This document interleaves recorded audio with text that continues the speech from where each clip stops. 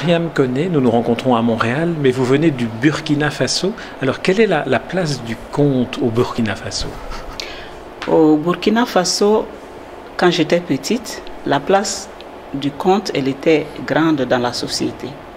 Parce que c'était essentiellement par le conte qu'on commençait à transmettre les valeurs culturelles, les valeurs sociales aux plus jeunes dans la cellule familiale. Avec le temps, le conte avait perdu cette place, presque perdu cette place. Et donc maintenant, au Burkina Faso, tout comme en France ou ailleurs, nous luttons pour lui redonner cette place. Aujourd'hui, au Burkina Faso, le conte a repris de l'envol grâce au festival Yélène que vous connaissez peut-être.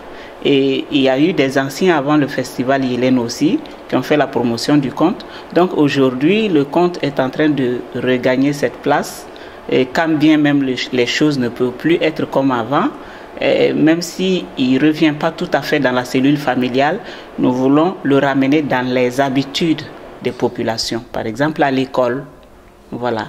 Donc il a encore une place aujourd'hui dans la société. Alors vous-même, en plus, vous organisez des formations pour les jeunes. Comment se passe une formation? Comment apprend-on un jeune à écrire un conte? Voilà, moi, ce que j'ai choisi de faire, je fais réécrire des contes traditionnels pour faire un lien entre ce que nous racontions avant et ce que ça peut devenir aujourd'hui. Donc, je prends des contes traditionnels que j'ai transcrits, que je lis aux jeunes, que j'explique aux jeunes en leur disant voici telle chose. Par exemple, le marché dans ce conte symbolise un lieu de perdition où chacun fait ce qu'il veut.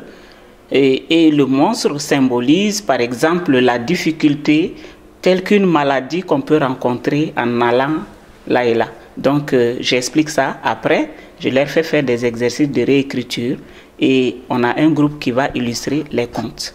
Et après, moi, j'édite, je remets les recueils aux écoles pour qu'on puisse utiliser ça pour travailler. Quelle est, dans les contes que vous écrivez et que vous racontez-vous, quelle est la part d'inspiration qui vient des traditions anciennes et par exemple des récits de vie ou des rencontres? L'inspiration, je dirais que ça se transmet. En fait, ça commence... un peu, on se dit, qu'est-ce que les anciens ressentaient en disant telle chose? Quelle était l'importance de ce qu'ils voulaient nous dire? Parfois, ça peut changer. Et donc, nous nous inspirons toujours de ce qui se passe dans la société. Et le conte vient toujours à propos. C'est ce qui fait que ça prend toujours une nouvelle vie. Et c'est ce qui m'amène à faire des ateliers pour que ces contes traditionnels deviennent contemporains. Quand les enfants les écrivent, ils vont s'inspirer de leur vie actuelle pour écrire des choses autour d'eux et tout ça. Merci Mariam Koné.